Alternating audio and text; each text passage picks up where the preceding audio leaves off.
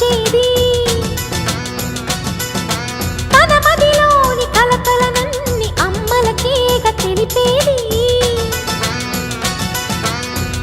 నెలతలే లేకుంటే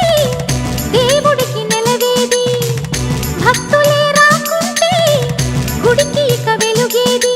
దయతోటి కుంకుమ పూలు అక్షింతలు మనమంతా ఇవ్వాలి తన తాళి నిలపాలి తాళి కాచి ముత్తైదా ఎల్ల